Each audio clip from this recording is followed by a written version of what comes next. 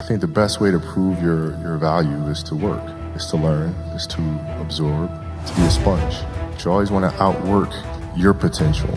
As hard as you believe you can work harder than that. We talk about hard work all the time. It's like, man, if you got to get up every single morning and remind yourself how hard you need to work, you probably need to choose a different profession. Because that shouldn't be there. I wake up in the morning excited to get to it. If I'm not training, I'm missing it. If I'm not watching a game of basketball, I miss it.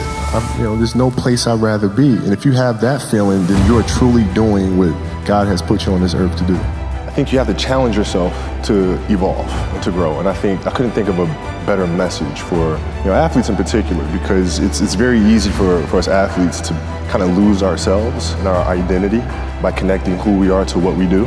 And I think that's a very dangerous zone to be in, right? So it's common sense to me to be able to say, okay, the next stage I'm going after with the same intensity, the same attention to detail, the same curiosity. So of course I'd want to be better at that than I was in my previous career. We're going to find out, right? I mean, that's the thing. You go for it, and you do all you can. You learn as much as you can. You continue to try. You continue to improve. You continue to evolve, right? 20 years from now, I can look in the mirror and say I gave it my best shot, and we did the best we could, and see where we end up.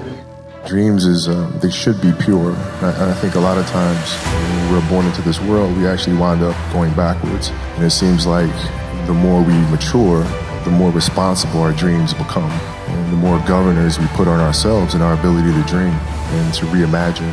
And it's always a fight for us parents and for you guys to make sure that your dreams always stay pure. And so it's not a matter of pushing beyond your limitations or expectations. It's really a matter of protecting your dreams, protecting your imagination.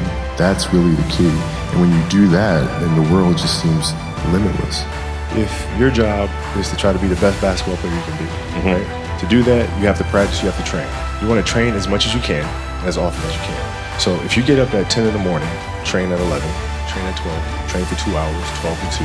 You have to let your body recover. So you eat, recover, whatever. You get back out, train, start training again at 6. Train from 6 to 8. And now you go home, you shower, you eat dinner, you go to bed, you wake up, you do it again, right? Those are 2 sessions. Right now, imagine you wake up at 3, you train at 4. 4 to 6, come home, breakfast, relax, blah, blah, blah. Now you're back at it again, 9 to 11, relax, and now all of a sudden you're back at it again, 2 to 4, and now you're back at it again, 7 to 9. Look how much more training I have done by simply starting at 4, right? And so now you do that, and as the years go on, the separation that you have with your competitors and your peers just grows larger and larger and larger and larger and larger. And by year 5 or 6, doesn't matter what kind of work they do in the summer, they're never going to catch up because they're 5 years behind, right? So it makes sense to get up and start your day early because you can get more work in.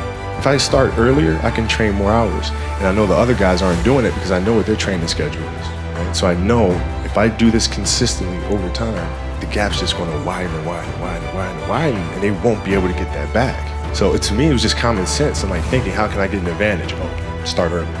Once you have the passion, the thing that you're passionate about now, you can look at other people or other entities or other things or works of art, and you can draw things from that to help you be better at what you do by looking for those common denominators. I don't even know, how do I prepare? How do I prepare? How do I study? How do I view the game? How do you build your game? And my response is much like the way he builds products. When you think sequentially, you look at this, the end result of what you want to create, but in order to create that, there's so many other little things that go into this massive entity or device. It's no different than building my basketball game. You start with, what do you want your game to be?